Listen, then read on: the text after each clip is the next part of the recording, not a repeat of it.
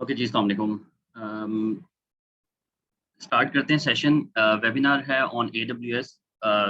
सबसे पहले मैं आप लोगों को अपना एक इंट्रोडक्शन करवा दूंगा and then we will move on to the topics कि हमें एडब्ल्यू डेवऑप्स के अंदर जो है वो कौन-कौन सी चीज़ें हैं।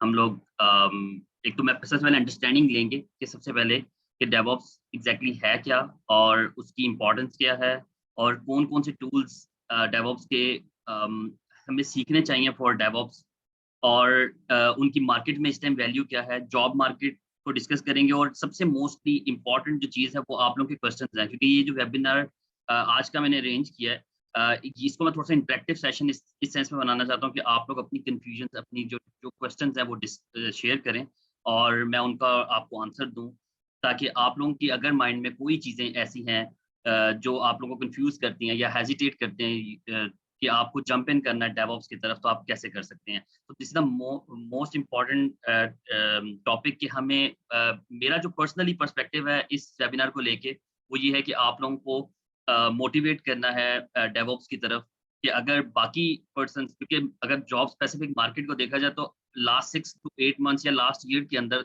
1 ईयर के अंदर इंटरनेशनली भी एंड लोकली भी बहुत ज़्यादा लोग जो हैं डेवऑप्स की तरफ अपने आप को उन्होंने ट्रांसफॉर्म किया है। अगर बाकी लोग कर सकते हैं ट्रांसफॉर्म तो आप लोग क्यों नहीं कर सकते? और आप लोगों के क्वेश्चंस क्योंकि कई लोगों के क्वेश्चंस आईटी से स्पेशली या नेटवर्क से जो बिलॉन्ग करते हैं उनके क्वेश्चंस होते हैं कि हमें प्रोग्रामिंग कितनी इसमें फेस करनी पड़ेगी, हमें कितनी डिफिकल्टी यानी कि अंडरस्टैंडिंग स्क्रिप्टिंग लैंग्वेजेस और दूसरी लैंग्वेजेस की कितनी हद तक होनी चाहिए, तो वो भी डिस्कस करते हैं। लेकिन फर्स्ट ऑफ ऑल आपको मैं अपना इंट्रोडक्शन करवा देता हूँ। My name is Usman and I have around 8 years of experience in IT industry. मुझे ज़्यादातर मैंने जो फर्स्ट 5 इयर्स स्पेंड किए थे वो मैंने as a VoIP engineer spend किए थे।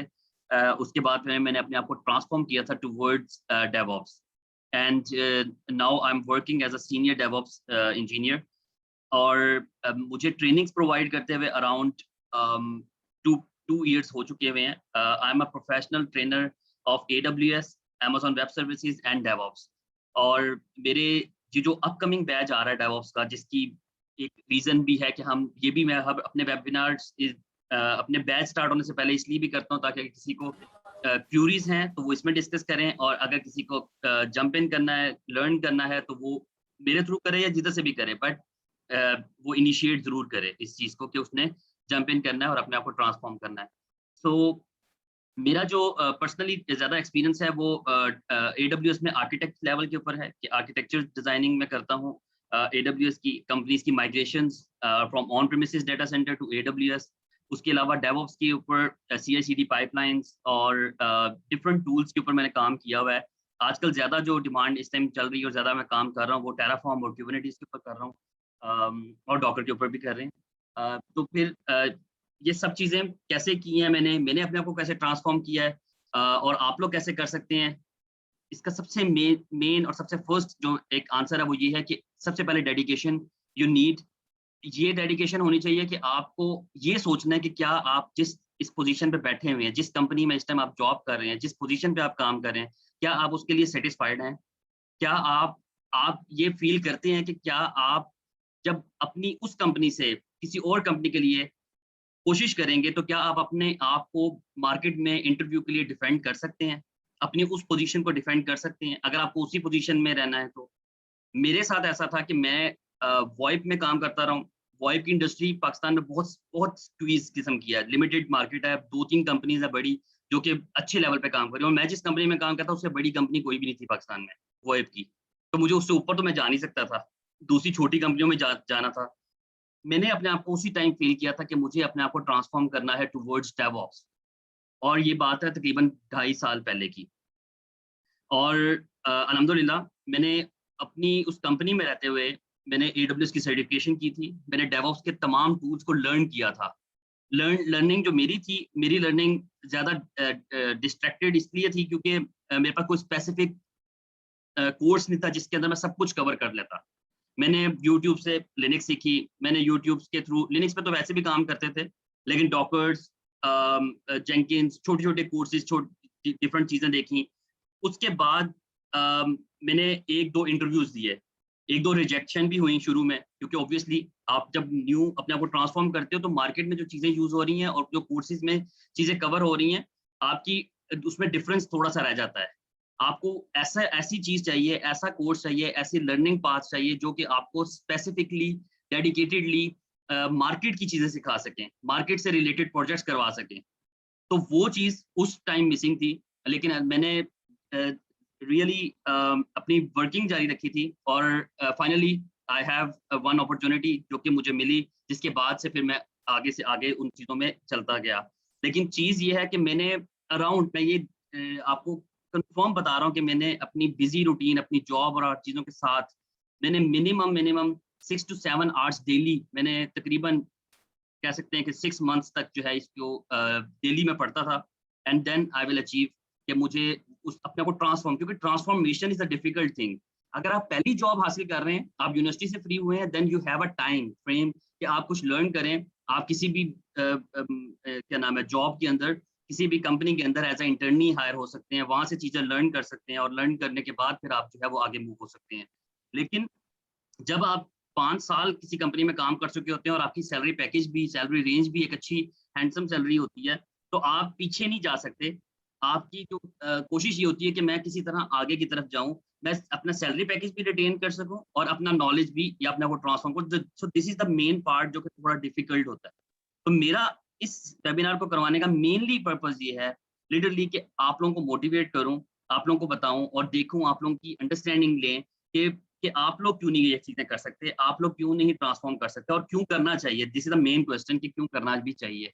क्योंकि इस time internationally and local market सबसे ज़्यादा जो अवेलेबल जॉब्स हैं, सबसे हैंडसम पैकेजेस के साथ जो इस टाइम जॉब्स अवेलेबल हैं इन मार्केट, वो एडब्ल्यूएस की या डेवऑप्स की हैं, किसी भी क्लाउड कंप्यूटिंग की मैं कह सकता हूँ। लेकिन ज़्यादा demand GCP, Azure and AWS है। Multi cloud is a important thing, लेकिन DevOps is the most important thing, क्योंकि डेवऑप्स के अंदर ही ये क्लाउड कंप्यूटिंग भी आ जाती है। तो हम लोग डिस्कस करेंगे कि कौन-कौन से टूल्स हैं जो हम लोग को पढ़ने चाहिए, उन टूल्स का एक शॉर्ट सा इंट्रोडक्शन भी लेंगे और आप लोगों के क्वेश्चंस भी लूँगा। तो स्टार्ट करते हैं। सबसे पहले मैंने आपको अपना एक इंट्रोडक्शन करवा दिया है। आप लोगों का कोई क्वेश्चन होगा, तो आप लोग एंड पे कर लें, ज़्यादा बेटर रहेगा, ताकि हम लोग अपने जो कंटेंट है उसको फॉलो कर सकें प्रॉपर तरीके से। अच्छा, ये मेरा ईमेल एड्रेस भी है, यहाँ मेंशन किया हुआ है। आप लोग अगर कोई क्वेरीज़ हों, आप लोग मुझे ईमेल भी कर सकते हैं। मेरे असिस्टेंट हैं उज़ैर, वो आपको चैट पे जो है वो लिंक्डइन का पेज, मेरा व्हाट्सएप का जो कम्युनिटी ग्रुप है वो भी, और जितनी डिटेल्स हैं वो शेयर करते रहेंगे, ताकि अगर आप लोगों को मुझसे इन टच होना है तो आप लोग इज़िली। एनीवेज़, डेवऑप्स सबसे पहले एक छोटा-सा इंट्रोडक्शन देखते हैं कि यार एग्ज़ैक्टली डेवऑप्स है क्या? डेवऑप्स की इम्पोर्टेंस क्या है और हमें डेवऑप्स यानी कि कॉम्बिनेशन बना कैसे था और इसकी इम्पोर्टेंस क्या है मार्केट के अंदर? तो डेवऑप्स को हम लोग लेते हैं as it's a developers and operations combination of the two different teams. The most important part इसमें ये आ जाता है कि कुछ अर्सा पहले तक the the the confusion of the deployment of the application, यानी कि आपकी एप्लीकेशन आपके डेवलपर्स ने डिज़ाइन कर ली है। अब वो आपकी वो एप्लीकेशन लाइव होनी है। अब वो एप्लीकेशन अगर लाइव होनी है, so how you can live it? आप उसको कैसे लाइव कर सकते हैं? आपने उसको प्रोडक्शन में लाइव करना है। अब द मोस्ट इम्पोर्टेंट फैक्टर यहाँ पर ये आ जाता था कि डेवलपर्स और ऑपरेशंस के दरमियान में एक डिफरेंस जो क्रिएटेड था, उस डिस्टेंस को कवर करने के लिए डेवऑप्स को इंट्रोड्यूस किया गया था कि ऐसा पर्सन होना चाहिए जो कि डेवलपमेंट की सेंस भी रखता हो और ऑपरेशंस की अंडरस्टैंडिंग भी उसके पास हो। तो ये जब दोनों चीजें कवर करने के लिए डेवऑप्स को इंट्रोड्यूस किया गया था। द मेन डिफरेंस इसमें जो एक एक आम तौर पे भी एक डिफरेंस माना जाता है या हम लोग उसको लेके चलते हैं, वो डिफरेंस ये है, सॉरी, वो डिफरेंस ये है कि हम लोग एक डेवलपर है, उसने अपने लोकल स्टेशन के ऊपर अपने पास जो है वो कोड रेडी किया, सारी चीजें उसने डेवलपमेंट में चीजें रेडी करने के बाद, and then he will decided and जो कंपनी है, ऑर्गेनाइजेशन है, डिसाइडेड कि अब हमें इस कोड को, इस टीम के कोड को और इस इन्वायरमेंट को लाइव करना है। द मेन डिफरेंस वहां पर ये आ जाता था कि लोकल इन्वायरमेंट का और जो प्रोडक्शन में इन्वायरमेंट चल रहा है उसमें डिफरेंस बहुत ज्यादा मेजरली होता था। यानी कि अगर सपोज दैट कि एक डेवलपर है, उसने एक कोड, एक पाइथन की एप्लीकेशन डिजाइन की है, ही आस्क्ड ऑपरेशंस की टीम को, वो ये कहता है कि जब आपने लाइव किया, ऑपरेशंस की टीम कहती है कि भाई ये लाइव उस तरह से नहीं हुआ जिस तरह से आपके लोकल लैपटॉप पे चल रहा था। तो डेवलपर का आंसर होता है कि भाई मेरे पास तो चल रहा है, इट्स योर रिस्पॉन्सिबिलिटी कि आप उसको लाइव करो। आपको वो सारी डिपेंडेंसीज, तमाम पैकेजेस, वो लाइब्रेरी सारी वहां पर करनी है, और उसके बाद आपको एप्लीकेशन लाइव करनी, कॉन्फ़िगरेशन आपने करनी। तो ये तो एक बड़ी सिंपल सी वो एक इशू है जो कि डेवलपर्स के दरमियान में और ऑपरेशंस के दरमियान में आता था। लेकिन जब आप इसको डिस्कस करते हैं कि हमें ऐसा एनवायरनमेंट चाहिए, अगर मैं अपने डेवलपर को वही एनवायरनमेंट दे दूं जो क्लोज टू लाइव या प्रोडक्शन एनवायरनमेंट है, और अगर वो उस एनवायरनमेंट के ऊपर उसको टेस्टिंग कर रहा है, उसके ऊपर डेवलपमेंट कर रहा है, तो आपकी अप्रोच इज डिफरेंट होगी। आपकी जो डिप्लॉयमेंट का टाइम है वो बहुत कम हो जाएगा। तो ये कुछ इश्यूज थे जिसकी वजह से डेवऑप्स को क्लोज किया गया। एक ऐसा पर्सन जो डेवलपर्स की भी सेंस रखता है, उसकी भी अप्रोच को जानता है, एंड ऑपरेशंस की सेंस भी रखता है। तो इन चीजों को क्लोज करने के लिए डेवऑप्स को इंट्रोड्यूस किया गया, और उसके बाद हमारे पास जो डेवऑप्स की एक्चुअल, यहाँ पे मैंने एक स्लाइड भी ऐड की हुई है कि जो ये कंफ्यूजन मैंने अभी आपके साथ डिस्कस किया है। लेकिन जो डेवलपमेंट का जो एक लाइफ साइकिल होता है, सॉफ्टवेयर का लाइफ साइकिल, हम उसको सबसे पहले डिस्कस करते हैं। सॉफ्टवेयर का जो लाइफ साइकिल होता है वो सबसे पहले प्लानिंग से स्टार्ट होता है। सबसे पहले किसी भी ऑपरेशन या किसी भी टीम यानी कि प्लान करती है अपनी एप्लीकेशन को लाइव करने के लिए। उसके बाद फिर एनालाइज किया जाता है, डिजाइन होता है, इम्प्लीमेंटेशन होती है, टेस्टिंग, एंड ये इट्स अ कंप्लीट साइकिल। इसको लाइफ साइकिल कहते हैं किसी भी सॉफ्टवेयर का। और ये जब लाइफ साइकिल किसी भी जगह पे हम लोग उसको लाइव करते हैं, तो ये लाइफ साइकिल सिर्फ यहाँ पर एक दफा एक ये वन साइकिल नहीं होता, इट्स अ रिपीटेड साइकिल, कि ये परफॉर्म होती रहनी है चीजें, क्योंकि नई प्लानिंग, नए फीचर्स प्लान होते रहेंगे, उनकी एनालाइज होते रहेंगे कि भाई वो किस तरह से इम्प्लीमेंटेशन होनी है, फिर उनकी डिजाइनिंग होनी है, फिर इम्प्लीमेंटेशन होनी है। तो ये सारी चीजें रिपीटेड फैक्टर्स हैं।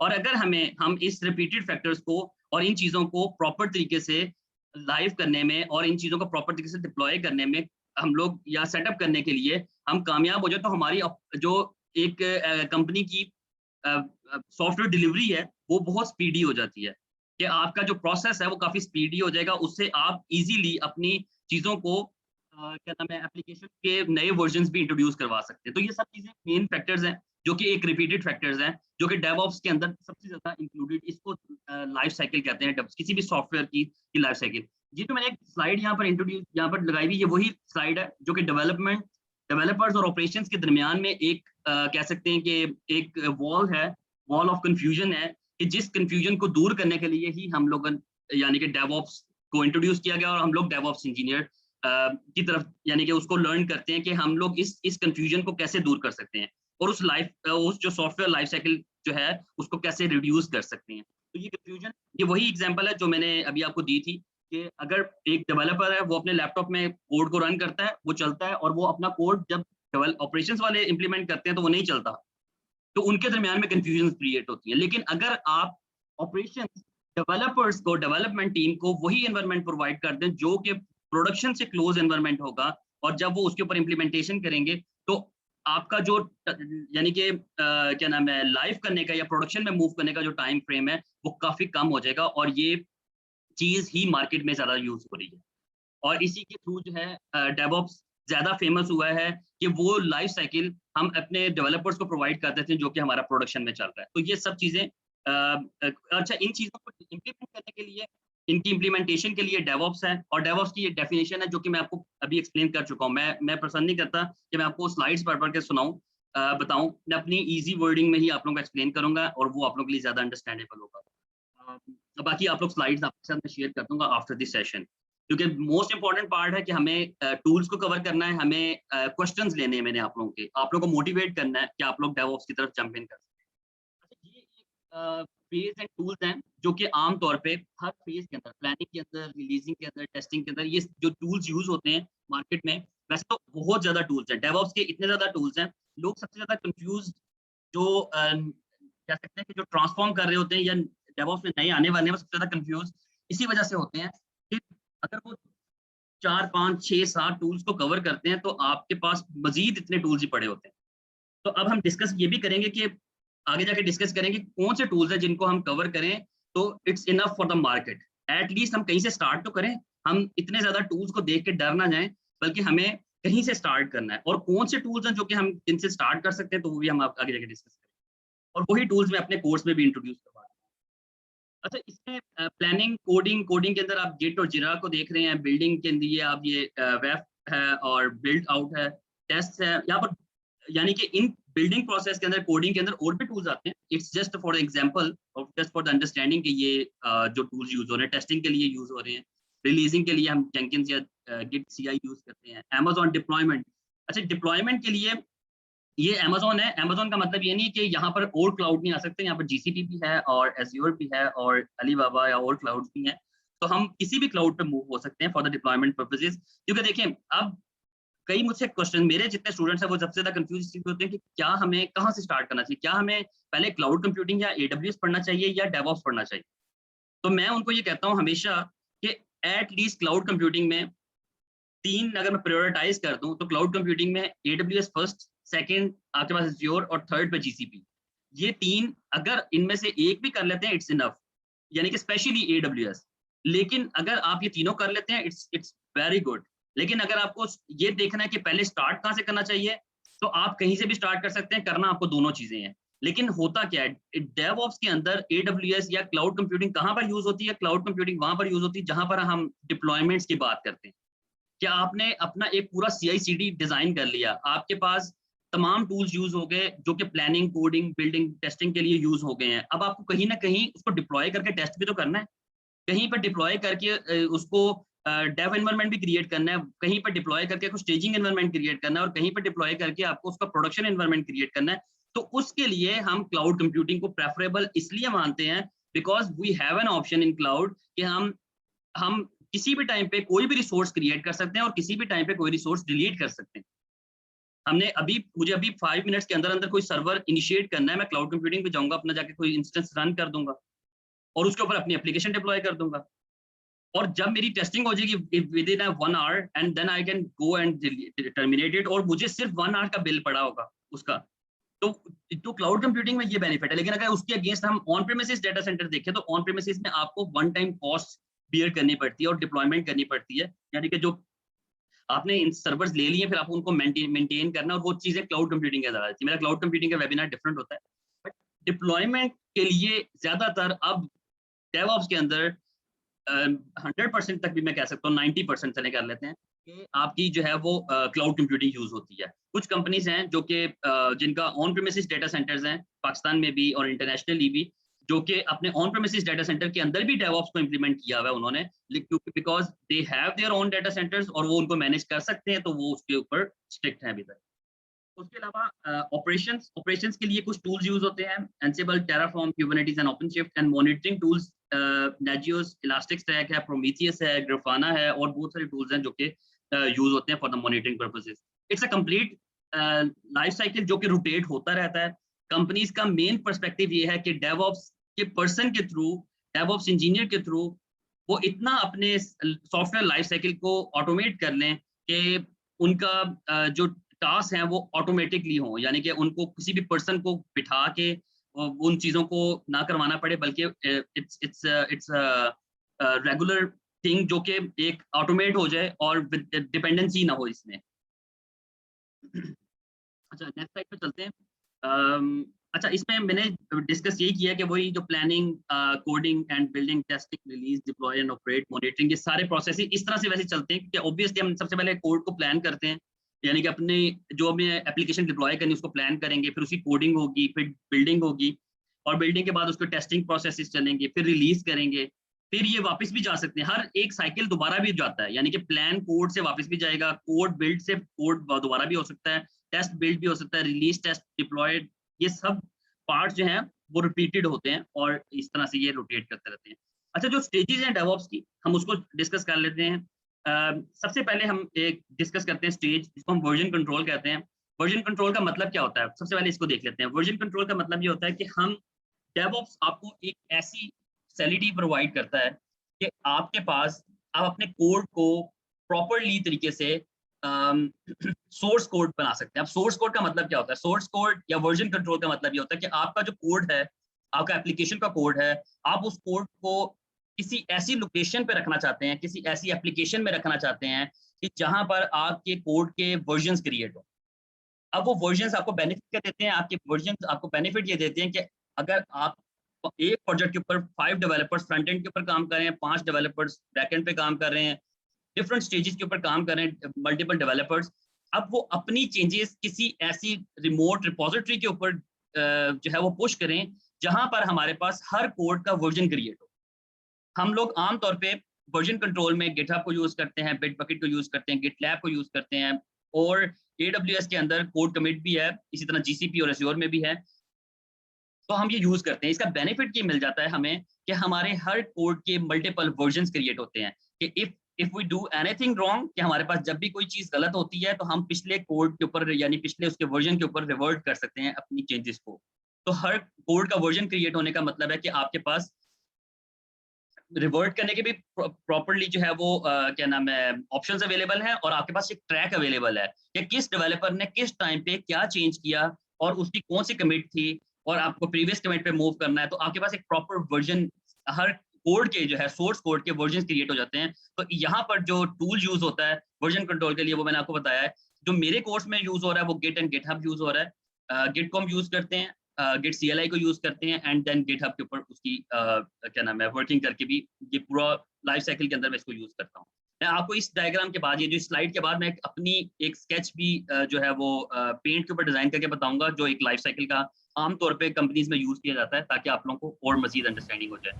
इसके बाद आता है continuous integration. Continuous integration is the process होता है कि जहां पर हम लोग अपने डिफरेंट डिफरेंट जो कह सकते हैं कि टूल्स हैं उनको इंटीग्रेट करते हैं, ताकि उनकी इंटीग्रेशन से ये होता है कि जिस तरह अगर मैं यहाँ पर एग्जांपल जेंकिंस की लूँ, तो जेंकिंस का की इंटीग्रेशन गिटहब के साथ भी हो जाती है। जेंकिंस की इंटीग्रेशन आप अपने सर्वर्स के साथ भी करते हैं, ताकि किसी भी एक रिमोट रिपोजिटरी से हम कोड को फेच कर सकें, और उस कोड को फेच करने के बाद हम किसी भी सर्वर के ऊपर या किसी भी रिमोट लोकेशन के ऊपर उसको क्या नाम है डिप्लॉय कर सकें। तो Jenkins is a integrated tool, integration tool, continuous integration tool भी कहा जाता है इसको, जो कि इंटीग्रेट करता है मल्टीपल टूल्स को एक लोकेशन पे, और डिसाइड जो डिसीजन मेकर्स होते हैं जो कि क्या नाम है जॉब्स क्रिएट करते हैं जेंकिंस के ऊपर, वो जॉब्स ऑटोमेटिकली भी ट्रिगर हो सकती हैं और आप उसको जाके मैनुअली भी ट्रिगर कर सकते हैं। तो इसलिए ये कंपाइल करने के लिए, वैलिडेट करने के लिए, code review, unit test, integration testing, ये सब चीजें इंटीग्रेशन जो कॉन्टिन्यूस इंटीग्रेशन के पार्ट के अंदर आती हैं, डेवऑप्स की स्टेजेस के अंदर, as per the DevOps knowledge. Continuous delivery, continuous delivery and continuous deployment, there is a difference। लोग कहते हैं CI/CD continuous, कोई CI/CD को continuous integration and continuous delivery कह लेता है, कोई continuous integration and continuous deployment कह लेता है। तो इसमें डिफरेंस होता है। इसमें जो डिफरेंस है वो मैं आप लोगों को बता देता हूँ कि continuous delivery का मतलब होता है कि हम ये चाहते हैं कि हमारी जो एप्लीकेशन की चेंजेस हैं, जो कोड लेवल की चेंजेस हैं, वो continuously डिलीवर होती जाएं हमारी स्पेसिफिक, सॉरी किसी की वॉइस आ गई थी। कॉन्टिन्यूस डिलीवरी का मतलब ये है कि हम अपनी एप्लीकेशन को टेस्टिंग, यानी कि आमतौर पे कॉन्टिन्यूस डिलीवरी टेस्टिंग और यूनिट UATs के लिए यूज किया जाता है, कि हम अपनी एप्लीकेशंस को ये चाहते हैं कि हमारे डेवलपर कोई भी कोड में चेंज करें, वो कॉन्टिन्यूसली चेंजेस जो है वो टेस्टिंग एनवायरनमेंट जो है या डेव एनवायरनमेंट है उसके अंदर वो चेंजेस जाएं, ताकि उसको डेवलपर भी और QA करने वाले भी उस चेंजेस को इजीली देख सकें।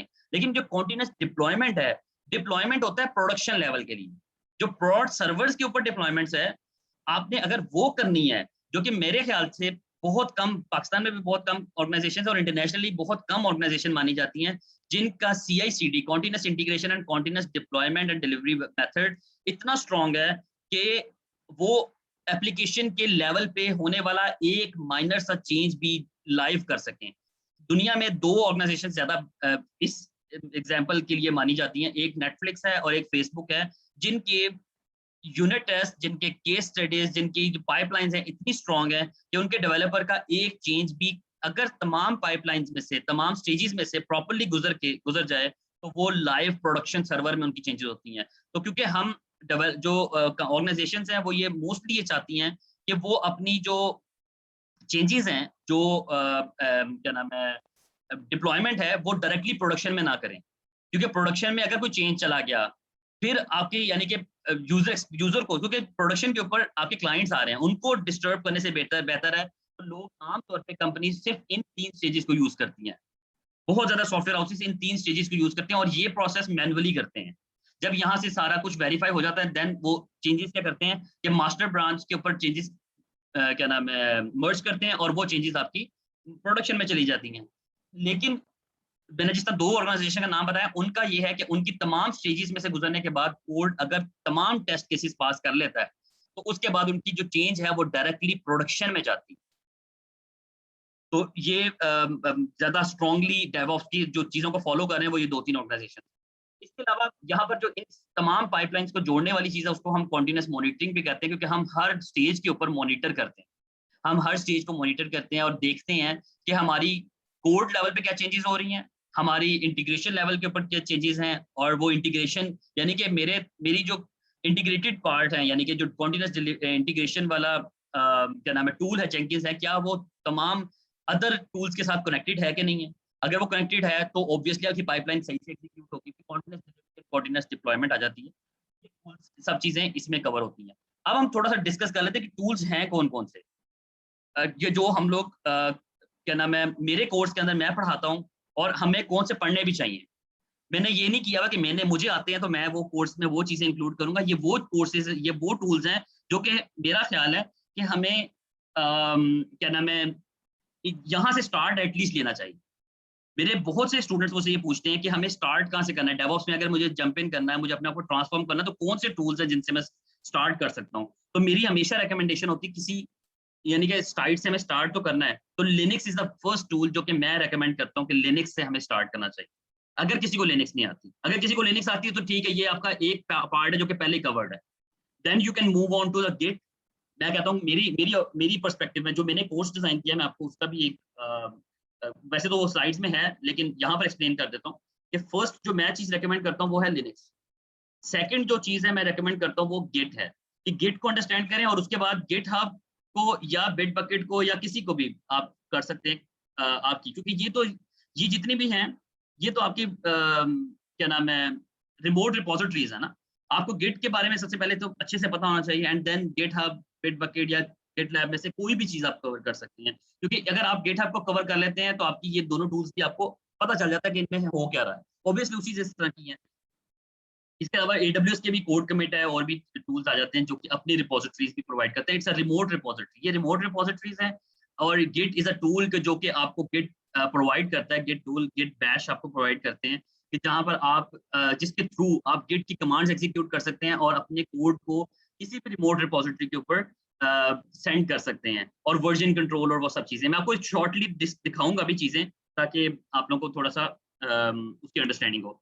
थर्ड टूल किसको लर्न करना चाहिए, द मोस्ट इंपॉर्टेंट मेरी नजर में, one of the most important tool जिसको आपको अच्छे से समझना चाहिए वो है डॉकर। क्यों डॉकर को अच्छे से समझना चाहिए? डॉकर को इसलिए अच्छे से समझना, जैसे डॉकर है क्या, पहले तो ये इंट्रोड्यूस पहले बताता हूँ, जंप इस तरह डायरेक्टली जंप नहीं करता। Docker is the containerisation tool. इसको कंटेनराइजेशन टूल इसलिए कहते हैं कि डॉकर के बारे में मैं आमतौर पे जब भी आप किसी भी कोर्स से पढ़ेंगे तो आपको एक एग्जांपल बड़ी दी जाती है कि आज से कुछ अर्सा पहले तक, यानी कि इन 1960s के अंदर और इनमें जब या 50s के अंदर जब भी कभी भी एक एक लोकेशन से दूसरी लोकेशन के ऊपर, मैं आम एग्जांपल दे रहा हूँ, अभी मैं कोड की एग्जांपल नहीं ले रहा, एक ये जनरल लाइफ की एग्जांपल ले रहा हूँ कि अगर आप जब शिपमेंट होती थी जो पोर्ट के ऊपर जो है वो सामान एक जगह से दूसरी जगह या एक मुल्क से दूसरे मुल्क में जो है वो शिप किया जाता था, तो उसमें होता यह था कि एक शिप होता था। उस शिप के ऊपर आपको पता है कि कार्ड्स भी शिप हो रही हैं, लैपटॉप्स भी शिप हो रहे हैं, टेबल्स भी शिप हो रहे हैं, जो जो चीजें हैं ना, यानी मोबाइल्स भी शिप हो रहे हैं, यानी कि कोई कोई फिक्स ऑर्डर ऑफ वो नहीं है क्या नाम है प्रोडक्ट्स का। मल्टीपल प्रोडक्ट्स है ना, कि कहीं पे गाड़ियां भी शिप हो रही हैं आपकी, डिफरेंट यानी different shape and different sizes की प्रोडक्ट्स जो हैं वो शिप हो रही हैं। तो पहले क्या होता था कि एक शिप के ऊपर ये इश्यू बहुत होता था कि भाई अब सामान रखे कैसे, क्या गाड़ी के ऊपर लैपटॉप रख दें, या सामान को किस ऑर्डर में रखिए कि चीज डैमेज भी ना हो और वो प्रॉपर्ली शिप भी हो जाए। तो उस केस में ये चीज इंट्रोड्यूस हुई थी कि वहां पर कंटेनर्स कंटेनर्स का एक आइडिया पेश हुआ था, कि जिसके बाद उन्होंने क्या किया था, एक बॉक्स रखा था। उन्होंने कहा था ये कंटेनर एक बॉक्स है, इसके अंदर आप सेम साइज की चीजें जो है वो आप रख दें और उसके बाद आप इजीली उसको किसी भी डिस्टेंस तक उसको शिप कर सकते हैं विदाउट डैमेजिंग ईच एनीथिंग। आप एक कंटेनर के ऊपर डिफरेंट कंटेनर्स भी रख लेते थे, और उसके बाद आपने देखा है शिप्स के ऊपर थाउजेंड्स ऑफ कंटेनर्स जा रहे होते हैं।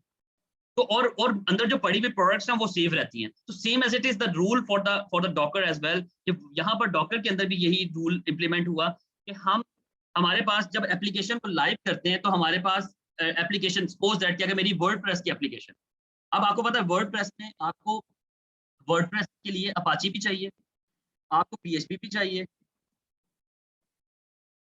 एक मिनट मैं इसका थोड़ा साइज, अच्छा, आपको ये भी चाहिए। उसके अलावा आपको कुछ और कुछ पैकेजेस हैं वो भी अगर आपने इंस्टॉल करने हैं। उसके बाद MySQL भी चाहिए आपको, और मेरा ख्याल है अगर ये चले सब चीजें भी चाहिए, तो आपको एक ऐसा बॉक्स अगर मिल जाए कि जिसके अंदर ये सब कुछ पहले से इंस्टॉल हुआ हो, आप सिर्फ जाएं और जाके अपना वर्डप्रेस का कोड उस पर रखें और उसके बाद उसको लाइव कर दें। तो इट्स बेटर, ये बेटर है कि नहीं?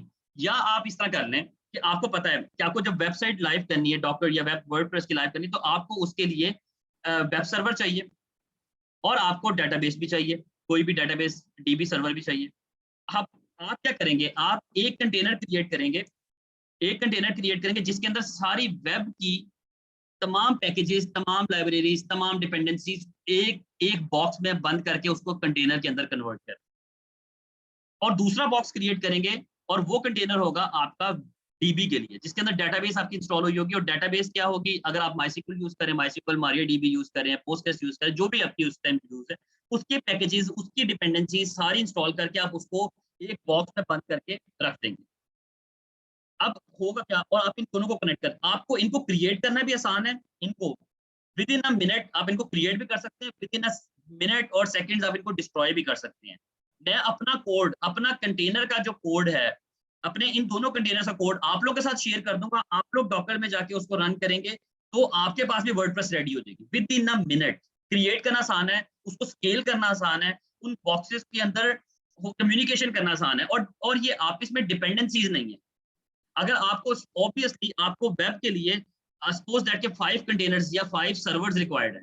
मैं servers is a different thing and container is a different thing, but मैं इनको जस्ट फॉर द एग्जांपल आपको बता रहा हूँ कि अगर आपको ये चाहिए और आपको डेटाबेस के लिए सिर्फ 2 चाहिए, तो आप इनको स्केल इजीली स्केल कर सकते हैं।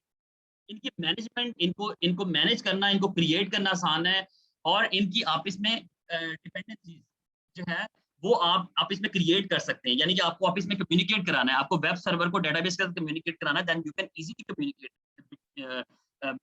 इन दोनों को कम्युनिकेट करवा सकते हैं, और इनके नेटवर्क्स और दूसरी चीजें इसके अंदर इंक्लूड हो जाती है जिसके थ्रू आप इनको कम्युनिकेट करवाते हैं। लेकिन the main perspective is that कि इन कंटेनर्स में समझ लें कि इनको माइक्रो सर्विसेज कहा जाता है। माइक्रो सर्विस का मतलब होता है कि छोटी छोटी सर्विसेज होती हैं, हम इनको ब्रेक कर लेते हैं, अपाची को, पीएचपी को, पैकेजेस जितने भी हैं और MySQL, इन सबको छोटे छोटे बॉक्सेस में क्रिएट करके हम इनको क्या नाम है लाइव कर सकते हैं। और मैं दोबारा बता रहा हूँ, इसका एक सबसे बड़ा बेनिफिट ये है कि मैं इन जो डॉकर का जो एक इसको कहते हैं डॉकर फाइल कहते हैं। डॉकर फाइल का मतलब होता है कि हम इस तमाम जो हमारा जो इंस्टॉलेशन का प्रोसेस है या डिप्लॉयमेंट का प्रोसेस है, इसको हम कोड कर लेते हैं, और उस कोड को करने के बाद हम उस कोड को पुश कर सकते हैं, यानी कि अपनी डिप्लॉयमेंट के कोड को। It's not the application code, it's a deployment code. यानी कि एप्लीकेशन और डिप्लॉयमेंट कोड में क्या फर्क है? एप्लीकेशन का कोड वो कोड होता है जिससे एप्लीकेशन लाइव होती है, और डिप्लॉयमेंट का कोड ये जो मैं अभी बात करूं, जिसको डॉकर, मैं भी क्योंकि ज्यादा टेक्निकल लैंग्वेज इसमें नहीं जा रहा, बिकॉज आई नो कि मिक्स ऑडियंस है। किसी ने बिल्कुल पहली दफा डॉकर का शायद इंट्रोडक्शन सुना हो, किसी को बहुत एडवांस लेवल पे पता हो, तो एडवांस लेवल वाला सोचे कि मैं बहुत ज्यादा यानी कि नॉर्मल लैंग्वेज यूज कर रहा, तो ऑब्वियसली मुझे नॉर्मल लैंग्वेज इसलिए यूज करनी because we have a mix audience जिनको शायद डॉकर फाइल का पता ही नहीं, तो मुझे उसके हिसाब से चलना है। ऐसे डॉकर फाइल मैं बता रहा था कि ये वो कोड है जिसके लिए जिस कोड के थ्रू हम अपाची इंस्टॉल कर रहे होंगे, जिसके थ्रू पीएचपी के वर्जन इंस्टॉल कर रहे होंगे, जिसके थ्रू हम कोई भी पैकेजेस इंस्टॉल कर रहे हैं, MySQL इंस्टॉल कर रहे हैं, ये सारा हम इस प्रोसेस को भी कोड करते हैं और इस कोड को पुश कर देते हैं एक रिमोट हब के ऊपर या रिमोट रिपोजिटरी के ऊपर, और उस रिपोजिटरी को आमतौर पे हम लोग डिफरेंट यूज करते हैं। आप लोगों ने शायद डॉकर हब का नाम सुना हो, आप लोगों ने AWS के अंदर ECR का नाम सुना हो। तो ये वो लोकेशन है जहां पर हम अपनी कोड के जो इमेजेस हैं उनको पुश करते हैं, और उस इमेजेस को पुश करने के बाद फायदा ये होता है कि अगर मुझे आप लोगों को ये कोड शेयर करना है, तो आप लोगों को मैं सिर्फ इस रिपोजिटरी का, डॉकर हब की रिपोजिटरी या ECR रिपोजिटरी का लिंक दूंगा, आप लोग उसको पुल करेंगे और पुल करके अपने डॉकर के अंदर डॉकर फाइल क्रिएट करके यानी इमेज को पुल करके आप अपना कंटेनर रेडी कर लेंगे। सेम एनवायरनमेंट जो मेरे पास चल रहा था आपके पास भी वही चल रहा होगा। तो हम यहाँ पर आमतौर पे डेवलपर्स को क्या करते हैं, हम एक पूरा ये जो जितने पैकेजेस हम उनके साथ डिस्कस करते हैं, जब भी मैं कभी भी डेवलपर्स के साथ काम करता हूँ, मैं उनको सबसे पहले ये बताता हूँ कि भाई आप मुझे बताओ आपका कौन सा वर्जन आपको एप्लीकेशन के लिए चाहिए। पीएचपी पे काम कर रहे हैं तो वो बताएं, पाइथन के ऊपर काम करें, पाइथन का कौन सा वर्जन चाहिए। उनसे वर्जन पूछते हैं, उनसे डिस्कस करते हैं, उसके बाद फिर पैकेजेस पूछते हैं कि कौन कौन से इंस्टॉल करने हैं। हर चीज करने के बाद उनकी एप्लीकेशन को मैं आमतौर पे ये करता हूँ कि उनकी एप्लीकेशन को आम कंटेनर, नॉर्मल एक कंटेनर के ऊपर चला के एक दफा देख लेता हूँ। जब वो चल जाती है एप्लीकेशन तो फिर मैं उनको इमेज शेयर कर देता हूँ ये कोड, ताकि अब आप लोग अपने लोकल लैपटॉप में उसको चला के कोडिंग उसके ऊपर करो और टेस्टिंग उसके ऊपर करो। उसका बेनिफिट ये हो जाता है कि उनका जो अगर जब वो काम कर लेते हैं, सपोज दैट कि जब डेवलपर ने काम कर लिया, अब डेवलपर क्या करेगा, अपनी उसको इसमें चेंज करना ही कोई नहीं है, उसको सिर्फ कोड में चेंज करना है। वो कोड को गिटहब पे पुश करेगा और गिटहब के ऊपर पुश करने के बाद मैं उसको अपने लाइव सर्वर के ऊपर, स्टेजिंग के ऊपर या डेव के ऊपर या प्रोडक्ट के ऊपर उसको इंप्लीमेंट कर दूंगा। मुझे किसी भी चीज में कोई इशू इसलिए नहीं आएगा बिकॉज जो डॉकर की फाइल यहाँ पर उसके लैपटॉप में, डेवलपर के लैपटॉप में यूज हो रही थी, जो एनवायरमेंट यूज हो रहा था वही मेरा प्रोड में चल रहा था। तो जब वो लैपटॉप में उस तरह ही चल रहा है तो प्रोड में भी उसी तरह ही चलेगा, कोई इशू कभी भी नहीं आता इन चीजों से। तो हम इसको क्रिएट करने के लिए हम डॉकर को यूज करते हैं। Docker is the most important part, मैंने इसलिए कहा था क्योंकि डॉकर के ऊपर और टूल्स भी डिपेंडेंट है जो कि आजकल कंपनीज में बहुत ज्यादा हिट है, जिसमें मैं हमेशा रेकमेंड करता हूं कि Kubernetes is the most important tool, जो कि मार्केट में मेरे ख्याल से डेवऑप्स की सबसे हाईली पेड जॉब्स क्यूबरनेटिस की जो जिसको अंडरस्टैंडिंग है उसको मिलती हैं, या टेराफॉर्म और भी आ जाती हैं, उनको भी डिस्कस करते हैं। तो वो उसके अंदर हम लोग इसको यूज करते हैं। लेकिन चीज क्या है कि डॉकर अगर आपको नहीं आता, अगर आपको कंटेनराइजेशन का नहीं पता, आपको इमेजेस क्रिएट करने का नहीं पता, आपको वॉल्यूम्स, बाइंड माउंट्स, आपको नेटवर्क्स का नहीं पता, तो आपके लिए क्यूबरनेटिस की अंडरस्टैंडिंग लेना टफ हो जाएगा। मेरे ख्याल में फर्स्ट प्री रैक ये है कि आप डॉकर्स को अच्छे से समझें। और मेरे कोर्स के अंदर सबसे लॉन्गेस्ट पार्ट डॉकर्स का है, सबसे लॉन्गेस्ट। मैंने सबसे ज्यादा टाइम अपने कोर्स में डॉकर्स के ऊपर स्पेंड किया है, डॉकर्स और उसके बाद जेंकिंस और उसके बाद फिर क्यूबरनेटिस। तो ये टूल्स आ जाते हैं। इसके बाद हम फोर्थ टूल के ऊपर चलते हैं। फोर्थ टूल जो है, जो कि मेरे ख्याल में आप लोगों को लर्न करना चाहिए और मुश्किल नहीं है, बिल्कुल मुश्किल नहीं है, वो है जेंकिंस। जेंकिंस CI/CD के लिए यूज होता है, कॉन्टिन्यूस। वैसे CI टूल है, CI/CD के लिए इसमें कह रहा हूँ कि डिलीवरी के लिए भी यूज हो जाता है। CI टूल है और इसका GUI बेस पे लोग मोस्टली काम कर रहे होते हैं। लोग क्या करते हैं, आम कंपनीज में GUI आप लोगों ने देखी होगी जेंकिंस की, जेंकिंस में जाते हैं, अपनी जॉब्स एग्जीक्यूट करते हैं, सब चीजें चल रही होती हैं। लेकिन एक बात याद रखें, कंपनीज के अंदर, मैं भी इस चीज को सिर्फ इसलिए इंट्रोड्यूस नहीं करवा रहा कि आप लोग डर के जेंकिंस को पढ़ना ही छोड़ दें, सिर्फ इसलिए बता रहा हूँ the reality of this thing कि सबसे पहला काम तो आपका ये होना चाहिए कि आप GUI जो इसका है उसको अच्छे से अंडरस्टैंड करें। जो जेंकिंस का है GUI, ग्राफिकल यूजर इंटरफेस है, जो उसको आप अंडरस्टैंड करें, उसमें देखें कि प्लगइन्स कैसे इंस्टॉल होते हैं, जॉब्स कैसे क्रिएट होती हैं, पाइपलाइंस कैसे क्रिएट होती हैं, हम जेंकिंस को गिटहब के साथ कैसे इंटीग्रेट कर सकते हैं, हम जेंकिंस को किसी रिमोट कंटेनर के साथ या रिमोट सर्वर के साथ कैसे इंटीग्रेट कर सकते हैं, जो कि GUI के अंदर कवर होती है।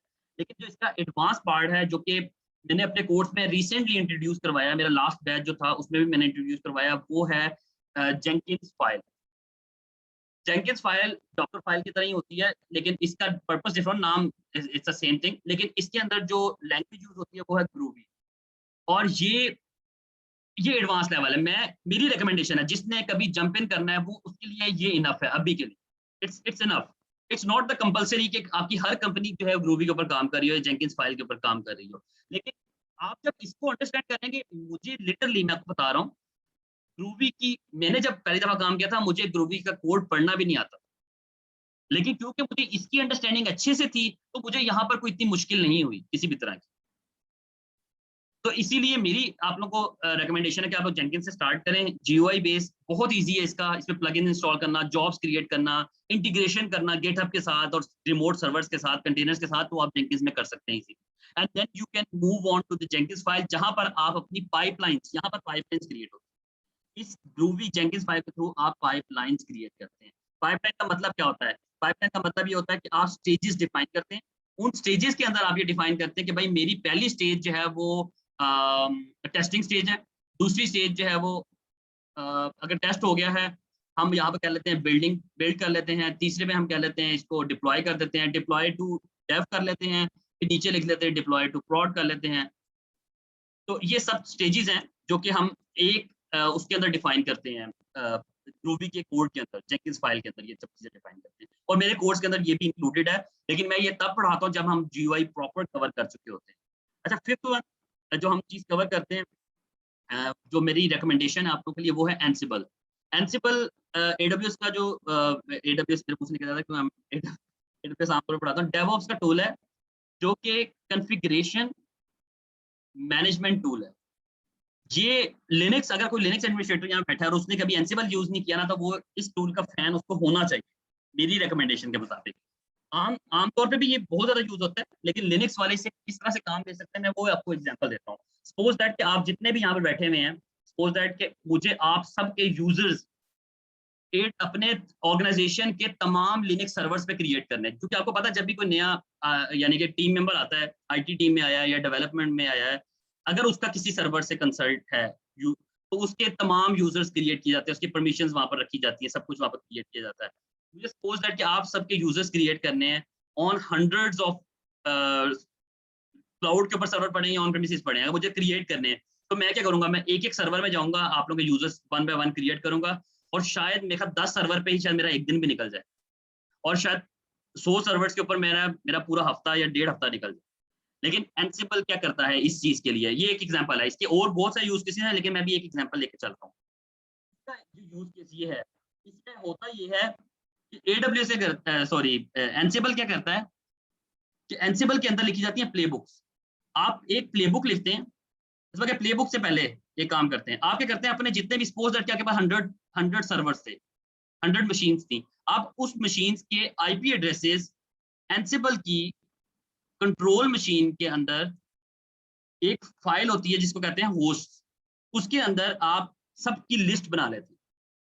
उनकी लिस्ट बनाने के बाद आप क्या करते हैं, आप अपनी जो बल्कि इससे पहले भी एक काम होता है जिसमें आप कनेक्टिविटी करते हैं, उसमें ये होता है कि आप अपने एंसिबल की जो कंट्रोल मशीन है उस उसका कनेक्शन जो है वो बनाते हैं उन 100 सर्वर्स के साथ। लेकिन वो 100 सर्वर के साथ आपको 100 सर्वर को एक्सेस नहीं करना पड़ता। एंसिबल का बेनिफिट ये है कि ये एजेंट लेस होता है। ये क्या करता है कि आपकी जो की है वो क्या नाम है, उन 100 सर्वर्स के ऊपर पुश कर देता है, और जब वो उनके नाउन होस्ट के अंदर ऐड हो जाती है तो आपकी 100 सर्वर्स इस एंसिबल की कंट्रोल मशीन के साथ कनेक्ट हो जाते हैं।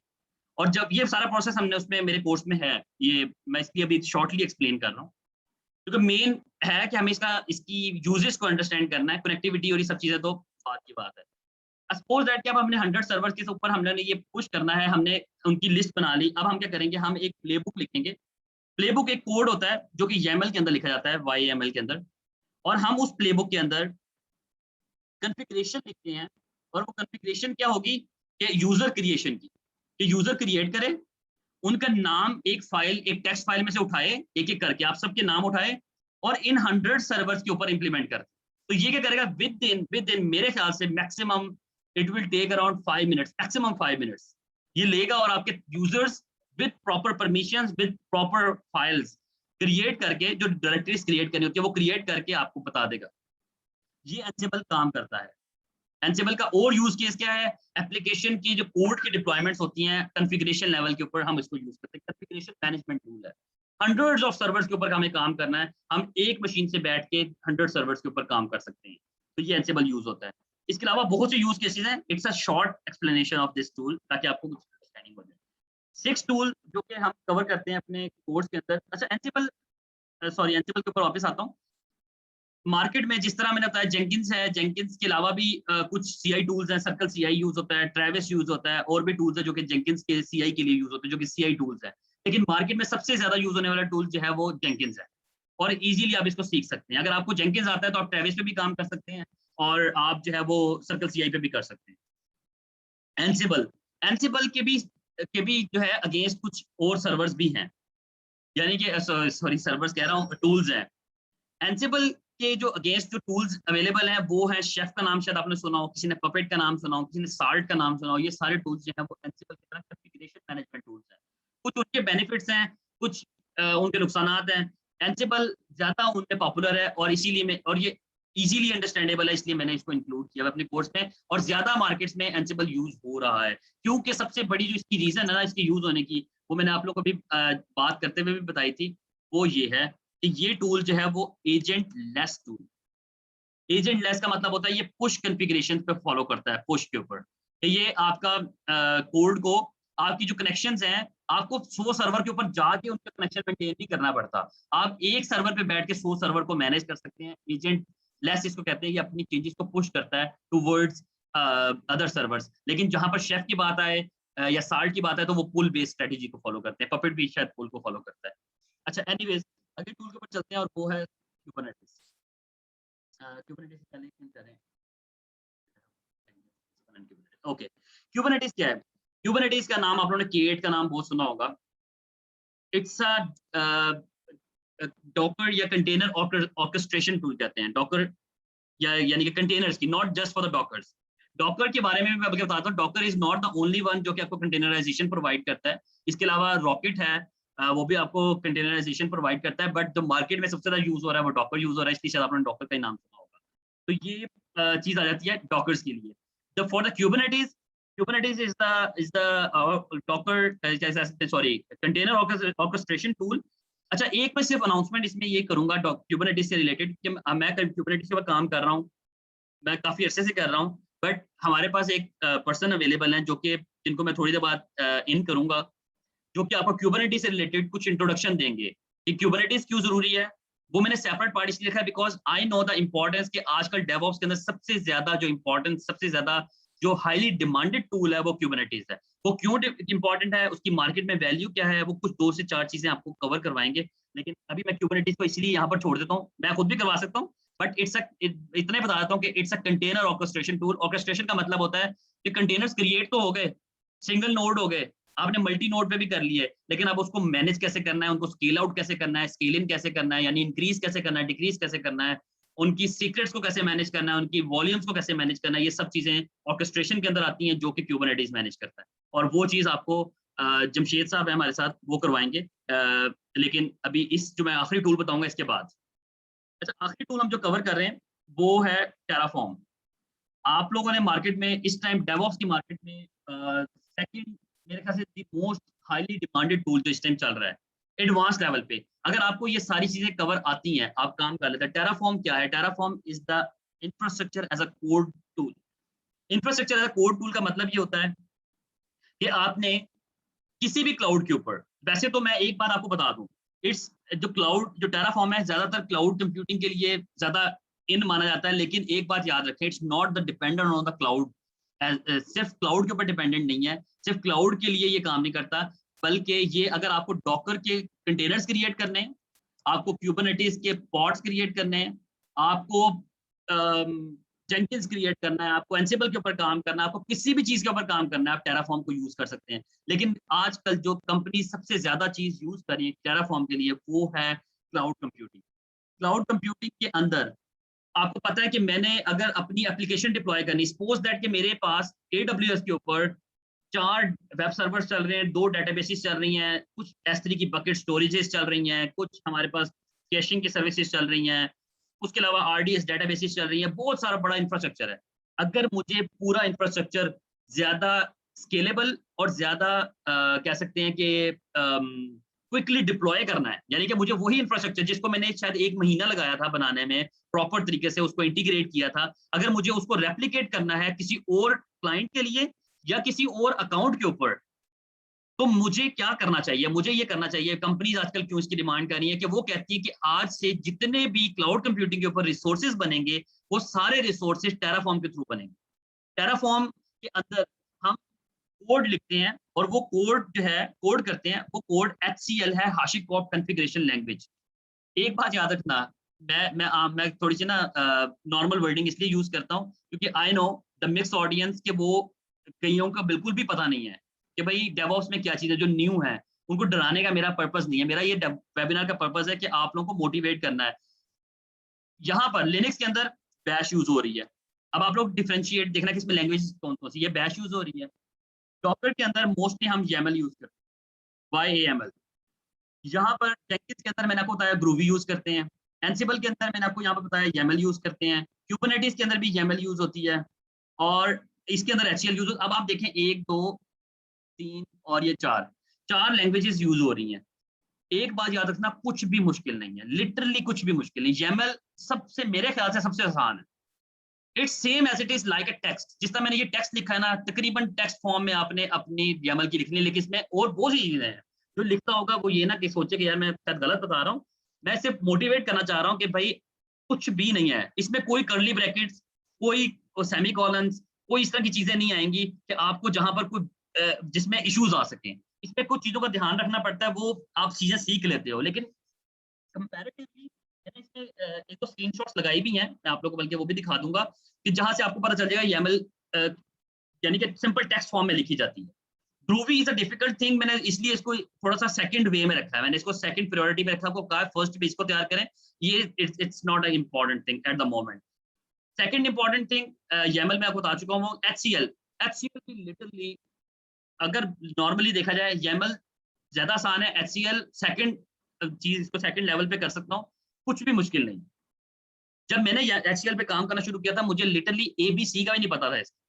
लेकिन क्योंकि देखिए इसकी डॉक्यूमेंटेशन टेराफॉर्म की इतनी अच्छी है कि आप लोग, अभी आप में से कोई अननोन पर्सन भी जिसको शायद AWS का अगर सिर्फ पता है ना, जिसको मैं अभी भी मैं आपको ये चैलेंज कर सकता हूँ कि जिसको सिर्फ AWS पे EC2 इंस्टेंस क्रिएट करने का पता है, मैं उसको 5 मिनट दूं ना कि टेराफॉर्म के थ्रू EC2 इंस्टेंस टेराफॉर्म के थ्रू क्रिएट कर दो, वो क्रिएट कर लेगा। क्योंकि टेराफॉर्म की डॉक्यूमेंटेशन इतनी अच्छी है। मैं सिर्फ जस्ट फॉर द एग्जांपल आप लोगों को दिखाता हूँ कि आप सिर्फ यहाँ पर ये लिखेंगे, आप यहाँ पर सिर्फ ये लिखेंगे कि launch, sorry, EC2 instance using Terraform, आपको पूरा का पूरा कोड टेराफॉर्म की डॉक्यूमेंटेशन से मिल जाएगा।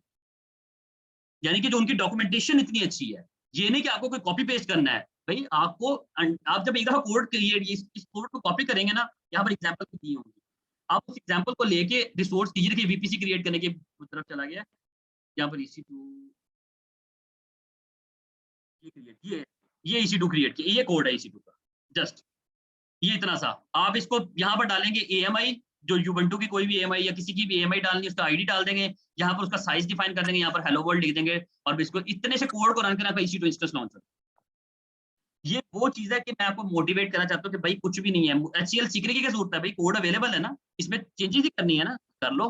डॉक्यूमेंटेशन में AWS का शायद ही कोई रिसोर्स हो जहाँ यहाँ पर जो सर्विस हो जहाँ पर डिफाइंड नहीं, उसकी डॉक्यूमेंटेशन अवेलेबल, आप उसको कर सकते हैं इजीली।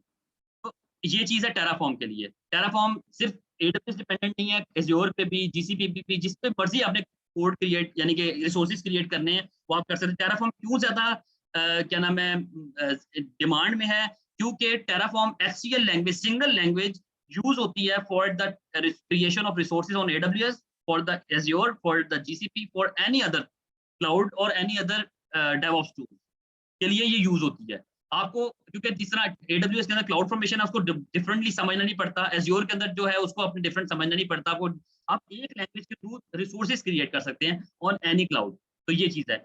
आखिरी चीज, it's just an optional thing, जो कि मैं हमेशा अपने, मैंने शायद लास्ट बैच में भी अनाउंस किया था, लेकिन मैं पॉसिबिलिटी नहीं कर सका, लेकिन I will try my best, क्योंकि कोर्स कंटेंट इतना ज्यादा है ये कि मेरे ये पूरा जो कोर्स है ना जो डेवऑप्स का, जो मेरे स्टार्ट होना है अगस्त से, इस डेवऑप्स कोर्स की जो ड्यूरेशन बन जाती है ना वो तकरीबन 3.5 मंथ्स बन जाती है, जो कि मैं शायद 3 मंथ से करते करते 3.5 पे चला गया हूँ। मैं अपने हमेशा स्टूडेंट्स को मोटिवेट करता हूँ कि अगर मेरा बैच हाईली मोटिवेटेड और अच्छा, यानी कि मुझे बैच जो है, हमेशा माशाल्लाह मेरे स्टूडेंट्स होते हैं मोटिवेटेड, लेकिन ये कि जहां पर मुझे टाइम मैनेज कर सका मैं सारी चीजों का, तो मैं एक और टूल, मेरी ख्वाहिश है, मैं इंक्लूड करूंगा, और वो है मॉनिटरिंग टूल। मॉनिटरिंग टूल्स हैं, और वो जो दो टूल हैं जो इस टाइम सबसे ज्यादा डिमांडेड है, वो है प्रोमीथियस, स्पेलिंग इधर उधर हो सकते हैं यार, प्रोमीथियस एंड ग्राफाना। ये दो हैं जो कि मैं कोशिश करूंगा कि मैं इनको अगले बैच में इंट्रोड्यूस करवा दूं। अभी तक ये इंक्लूडेड नहीं है मेरे कोर्स में, बट इनका इंपॉर्टेंस मैं बता देता हूँ कि आप लोगों ने नेजियोस का नाम सुना होगा, आप लोगों ने जेबिस का नाम सुना होगा, और बहुत से टूल्स हैं, वो सब बहुत अच्छे से यूज होते हैं, और लिनक्स के अंदर बहुत ज्यादा यूज होते हैं for the monitoring purposes. Market के अंदर डेवऑप्स के अंदर सबसे ज्यादा जो अब इस टाइम डिमांडेड है वो प्रोमीथियस है और ग्राफाना है, ये यूज होते हैं। ये आपको इतने आउटस्टैंडिंग डैशबोर्ड्स प्रोवाइड करते हैं, आपको सर्वर 1000 सर्वर्स को भी मॉनिटर करना है, आपके पास प्रॉपर आउटस्टैंडिंग ग्राफ्स अवेलेबल होंगे, आपके पास उनकी कॉन्फ़िगरेशन किस तरह से होती है, उनको इंटीग्रेट कैसे किया जाता है, उनके ऊपर जो क्या नाम है आप वो लिखते हो, प्लगइन्स लिखते हो, वो कैसे लिखे जाते हैं, कैसे काम किया जाता है, वो सब चीजें हम लोग इस पे डिस्कस करते हैं। और ये चीज ऑप्शनल है, अगर टाइम मैनेज हुआ तो मैं इंशाल्लाह इसको इंट्रोड्यूस करवाऊंगा। अब मैं लास्टली सिर्फ ये चीजें मैं एक्सप्लेन कर चुका हूँ, स्लाइड्स पे नहीं मैं रुकूंगा, ये वही स्लाइड्स हैं जो मैंने भी एक्सप्लेन कर चुका हूँ। ये टूल्स, इनके लोगोस मैंने सिर्फ दिखाने के लिए, जस्ट फॉर द पर्पस कि आप लोगों को याद आ जाए कि जेंकिंस है, एंसिबल है, कुबरनेटिस है, दैट्स ऑल। ये मैंने इसलिए यहाँ पर इंट्रोड्यूस कराया है। मैं अपने कोर्स के अंदर कुछ प्रोजेक्ट्स मैंने इंट्रोड्यूस किए हुए हैं जो कि रियल प्रोजेक्ट्स हैं, जो कि मैंने किसी ना किसी जगह पे इम्प्लीमेंट किए थे। तो उसमें सबसे पहला प्रोजेक्ट है जो कि डॉकर बेस है, जिसके अंदर लिनक्स भी इंक्लूडेड है, जेंकिंस भी इंक्लूडेड है, डॉकर भी इंक्लूडेड है, इसके अंदर डॉकर मेंशन नहीं है, और एडब्ल्यूएस भी इंक्लूडेड है। ये एक पूरा प्रोजेक्ट है जिसको मैं डिप्लॉय करवाता हूँ। प्रोडक्शन और स्टेजिंग एनवायरनमेंट क्रिएट करते हैं CI/CD जेंकिंस के थ्रू, CI/CD पाइपलाइंस क्रिएट करते हैं, ये वो प्रोजेक्ट है।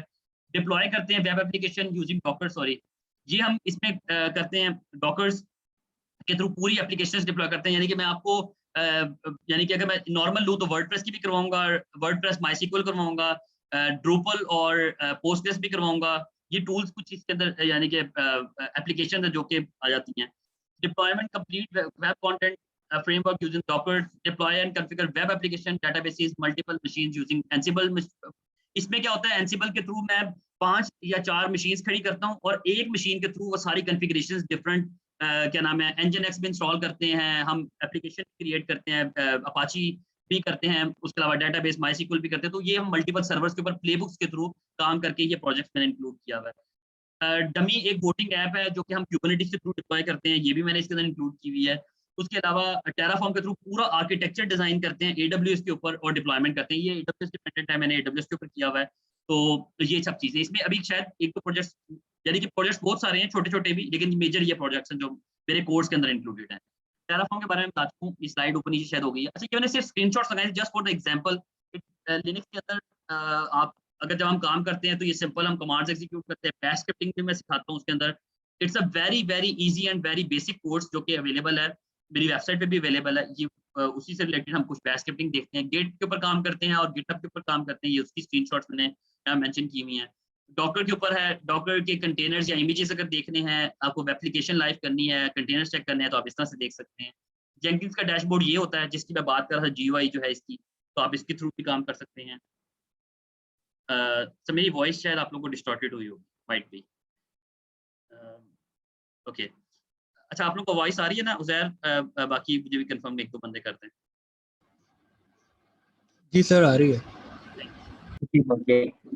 Thank you so much. अच्छा, ये एंसिबल है, एंसिबल का मैंने स्क्रीनशॉट सिर्फ लगा दिया था कि एंसिबल की प्लेबुक्स इस तरह की होती है। ये YAML है, तो मैं आपको YAML की बात करता, इट्स सिंपल टेक्स्ट, इसमें देखें कहीं कर्ली ब्रैकेट्स कुछ भी यूज नहीं हो रही, ये कर्ली ब्रैकेट्स हैं, लेकिन इट्स जस्ट अगर आपको मल्टीपल आइटम्स क्रिएट करने हैं तो ये है। इसके अलावा ये उसकी जब एग्जीक्यूशन होती है तो इस तरह की होती है, तो ये आप लोग इजीली सीख सकते हैं, it's not a difficult thing.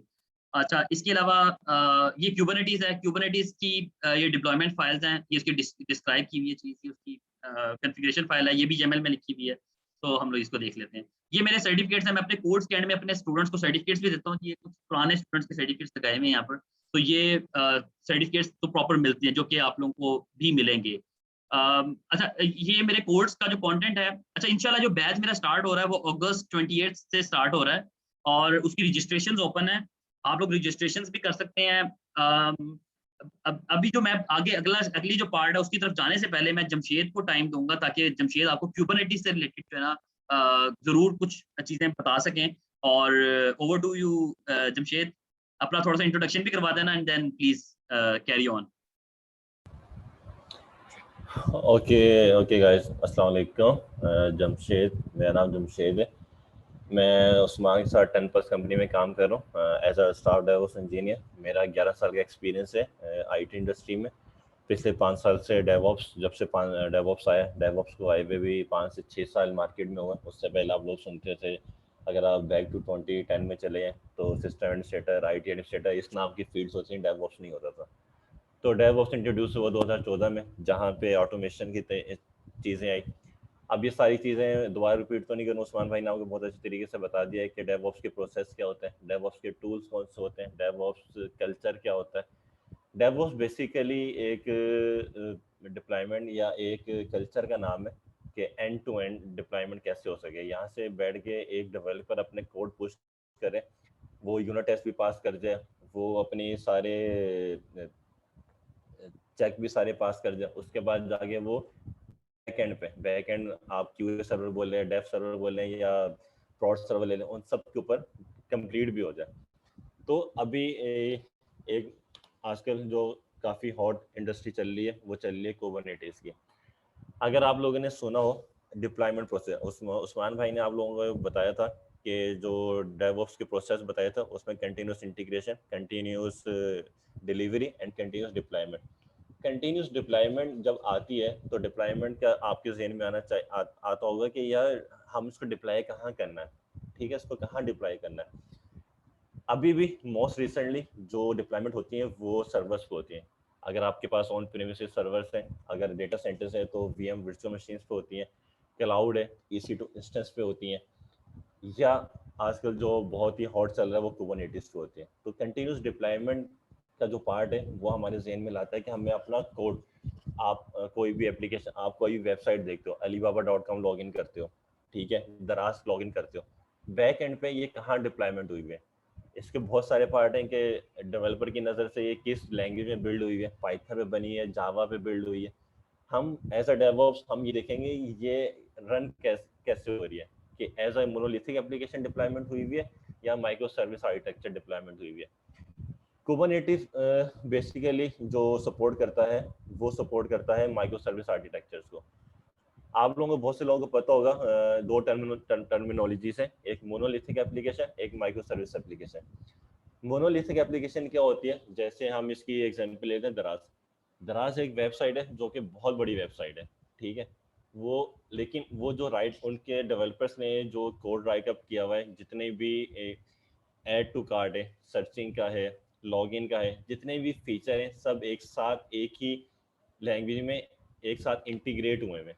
जो बहुत बड़ी एप्लीकेशन एक साथ रन हो रही है उसको हम मोनोलिथिक एप्लीकेशन बोलते हैं। इसका डिसएडवांटेज डेवलपर्स ने क्या ढूंढा कि फॉर एग्जांपल जब कभी कोई एरर आता था या कोई एरर सर्च आउट करना होता था तो उन्हें पूरी एप्लीकेशन के लॉग्स देखने पड़ते थे कि यार ये सर्चिंग में इशू आ रहा है, कि ये ऐड टू कार्ट में ऑप्शन आ रहा है, लॉगिन करने में फीचर में मसला आ रहा है, या जितने भी फीचर्स एक वेबसाइट आपकी प्रोवाइड करती है उनको लॉग्स फाइंड करने में बहुत मुश्किल होती थी। इन्होंने इसका बेस्ट वे निकाला, इन्होंने बोला कि हम एक मोनोलिथिक, एक बहुत बड़ी जॉइंट एप्लीकेशन बनाने से बेहतर है पहले हम आइडेंटिफाई करें हमारे कौन कौन से फीचर्स हैं एप्लीकेशन के अंदर, फिर उन फीचर को अलग डेवलप करें। फॉर एग्जांपल ये 4 फीचर्स जो बहुत मशहूर हैं किसी भी एप्लीकेशन के, फर्स्ट ऑफ ऑल हम अपना जाते हैं अकाउंट लॉगिन करते हैं, ये एक अलग फीचर है, इसकी एक इन्होंने अलग सर्विस क्रिएट कर दी, इसका अलग डेवलपर है, इसकी अलग सर्विस क्रिएट कर दी। फिर हम लोग वेबसाइट पर जाते हैं, अपनी प्रोडक्ट सर्च करते हैं, सर्चिंग की एक अलग एप्लीकेशन क्रिएट कर दी, एक अलग, इसको नाम दे दिया, अलग सर्विस क्रिएट कर दी। फिर जब आप प्रोडक्ट सर्च कर लेते हैं, प्रोडक्ट डिस्प्ले होती हैं, आप उसको क्या करते हैं, ऐड टू कार्ट करते हो, उसको बाय करते हो, ये एक अलग सर्विस है। इस तरह बैकएंड पे जितनी भी, लेकिन ये सिर्फ एज अ डेवलपर और डेवऑप्स को पता है कि ये सर्विसेज हैं, लेकिन एज अ एंड यूजर या लेम एंड यूजर है उसको तो कोई आइडिया नहीं होता, वो तो बस सिंपल जाता है, वो समझता है सिंपल एक एप्लीकेशन चल रही है। तो as a DevOps and developer इन्होंने क्या किया कि यार इतनी बड़ी एप्लीकेशन डेवलप करने से बेहतर है इनको चंक्स में डिवाइड किया जाए, और उन चंक्स का नाम इन्होंने दे दिया माइक्रो सर्विसेज। तो अब माइक्रो सर्विस डिप्लॉयमेंट करने के लिए इन्होंने अब इसको डिप्लॉयमेंट करनी थी कहा, तो सबसे पहले गूगल ने 2014 में, गूगल अपनी डिप्लॉयमेंट के लिए कुबरनेटिस यूज़ करता था, फिर इसने 2014 में इसको ओपन सोर्स कर दिया। फिर उसके बाद से ये इस पे लोगों ने देखा अच्छा कुबरनेटिस भी कोई चीज़ होती है, इस पर हम किस तरह डिप्लॉयमेंट कर सकते हैं, तो फिर इसको यूज़ करना शुरू किया। कुबरनेटिस को मार्केट में आए हुए सिर्फ 6 साल हुए हैं। कोई आपको बोलता है कि यार 10 साल हो गए, 15 साल हो गए, ये सब ऐसे ही है। इसे 2014 में इंट्रोड्यूस हुआ और 15-16 के अंदर इसको आवाम ने यूज़ करना शुरू किया, पब्लिक, लेकिन गूगल इसको पहले यूज़ करता था। तो कुबरनेटिस बेसिकली आर्किटेक्चर है, उस्मान ने बताया आपको, कंटेनराइज ऑर्केस्ट्रेशन। जो माइक्रो सर्विसेज है, माइक्रो सर्विसेज को हम कंबाइन कर देते हैं डॉकर के अंदर। और डॉकर रन करने के लिए अगर आपके पास एक अच्छा, कुबरनेटिस सिर्फ एक सर्विस का नाम नहीं है, आपने बहुत सारे नाम सुने होंगे, ECS container service. Container service के अंदर भी आप अपनी एप्लीकेशन को डॉकर कंटेन मैनेज करें, उस कंटेनर को रन कर दें। लेकिन ECS फिर कुबरनेटिव में क्या डिफरेंस है, ये बहुत सारा माइंड में आता है कि भाई एक कंटेनर सर्विस वो भी है, कुबरनेटिव एक कंटेनर सर्विस है। जहाँ पे आपके बहुत सारे कंटेनर आ जाए जिनको मैनेज करना हो, तो उनके लिए कुबरनेटिव एक बेस्ट टूल और डिप्लॉयमेंट प्लेटफॉर्म है। अगर आपकी टेस्टिंग पर्पस के लिए सिर्फ 2 या 3 माइक्रो सर्विसेज हैं या उनको आप रन करना चाहते हैं, तो ECS इज द बेस्ट। आपको ज़्यादा कुछ मैनेज करना, सिर्फ 2 और 3 माइक्रो सर्विसेज हैं, उसको आपको मैनेज करना, कोई भी कंटेनर सर्विस ले लें। अच्छा, अब क्या है कि हर हर क्लाउड प्लेटफॉर्म अपनी मैनेज सर्विस देता है। AWS अपनी मैनेज कुबरनेटिस सर्विस देता है, एजोर अपनी सर्विस देता है, गूगल अपनी सर्विस देता है। तो अब मैनेज सर्विस बहुत हो गई है, तो ये बहुत इजी हो गया। अगर फॉर एग्जांपल कोई यूज़ कर रहा है कुबरनेटिस को इन हाउस को यूज़ करना थोड़ा कॉम्प्लेक्स होता है, क्योंकि इसमें नंबर ऑफ कोई भी क्लस्टर क्रिएट होता है। अगर आप लोगों ने MongoDB क्लस्टर पढ़ा हो या कोई भी क्लस्टर सेटअप किया हो, तो उसके अंदर मास्टर नोड्स होती हैं और क्लाइंट नोड्स होती हैं। मास्टर नोड्स को सेटअप करना बहुत मुश्किल होता है, उसको मैनेज करना, क्योंकि अगर एक मास्टर नोड भी डाउन हो जाए तो आपको पूरा क्लस्टर सेटअप फेल हो सकता है। तो फिर अब हमारी आसानी के लिए क्लाउड प्रोजेक्ट्स ने, क्लाउड प्लेटफॉर्म्स ने क्या किया, मैनेज सर्विसेज दे दिए, जहाँ पे हमारे लिए काम बहुत आसान हो गया। मैं और उस्मान करेंटली हम जिस क्लाइंट के साथ काम कर रहे हैं वो प्योरली डॉकराइज और कुबरनेटिव प्रोजेक्ट है। वहाँ पे उनकी कोई एक एप्लीकेशन चलाने को 10 to 15 माइक्रो सर्विसेज रन हो रही हैं। कुबरनेटिव को मैं 5-6 मिनट में समराइज नहीं कर सकता, क्योंकि ये एक बहुत बड़ा प्रोजेक्ट है। ठीक है, इसको पूरा एक कोर्स है, इसकी कोई 3 से 4 महीने का पूरा कोर्स आउटलाइन है, इसका कोर्स आउटलाइन बन सकता है। इसको समझने के लिए हमें पूरा इस कोर्स समझना पड़ेगा कि इसकी पीछे टेक्नोलॉजीज क्या है। इन द कुबरनेटिव आप लोगों बस आसान लफ्जों में मैं ये कह सकता हूँ, हम इसको इस तरह याद कर सकते हैं कि कुबरनेटिव हमें माइक्रो सर्विस मैनेजमेंट, एक मोनोलिथिक को हमने अपने मोनोलिथिक एप्लीकेशन को डिवाइड किया माइक्रो सर्विसेज में, और माइक्रो सर्विस को मैनेज करने के लिए कुबरनेटिव है। फिर कुबरनेटिव के अंदर हमारे पास मास्टर नोड होती हैं, फिर हमारे पास वर्कर नोड्स होती हैं, वर्कर नोड्स के ऊपर पोर्ट्स चलते हैं। 10-15 टर्मिनोलॉजीज हैं। अगर आप कुबरनेटिस पढ़ना जाएंगे तो सबसे पहले आपको पता होना चाहिए पोर्ट क्या होता है, पता होना चाहिए सर्विस क्या होती है, डिप्लॉयमेंट क्या होती है, YAML फाइल्स क्या होती हैं। उस्मान ने आपको बताया कि हम लोग लैंग्वेज में काम करते हैं, इसमें भी हम लोग जिस लैंग्वेज में काम करते हैं उस लैंग्वेज का नाम है YAML, क्योंकि अब हर टूल्स में जो लैंग्वेज यूज़ हो रही है वो YAML है। YAML सिंपल सी ह्यूमन रीडेबल फॉर्म लैंग्वेज में बहुत ईजी है, इसमें कोई मुश्किल नहीं है, इसको पढ़ने में बहुत आसान है। ये सारी टर्मिनोलॉजीज हैं जो हमें समझनी है, सीखनी है कि कुबरनेटिव पे हम किस तरह काम कर सकते हैं, किस तरह मैनेज कर सकते हैं। और आजकल जितनी भी डिप्लॉयमेंट प्रोसीजर है, अपनी तमाम कंपनीज जो हैं मूव हो रही हैं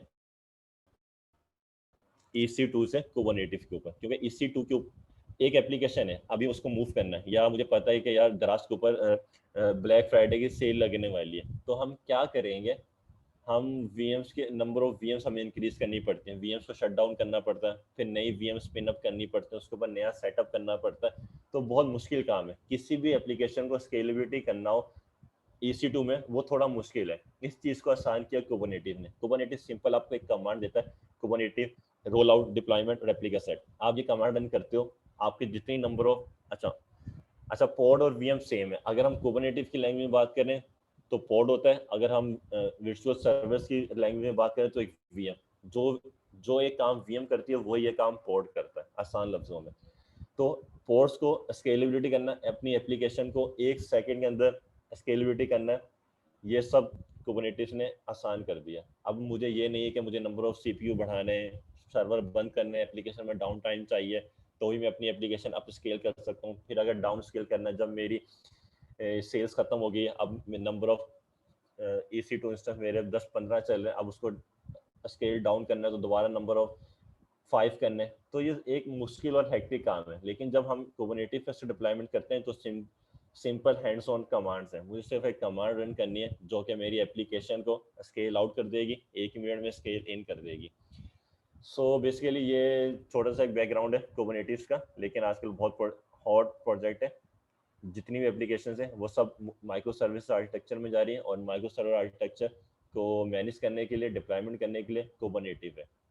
thank you guys for my ji time. Jamshed, आप थोड़ा सा मार्केट के बारे में भी थोड़ा सा बता दो। जॉब मार्केट में कितनी इम्पोर्टेंस है, कितना यानी कि इसका ज़्यादा डिमांड कितनी ज़्यादा है डेवऑप्स के अंदर, और कितने अरसे में कोई अगर बंदा डेडिकेटेडली फोकस करता है अराउंड, तो वो कितने अरसे में कुबरनेटिस पे लर्न कर सकता है? क्या डॉकर डिपेंडेंसी है या नहीं?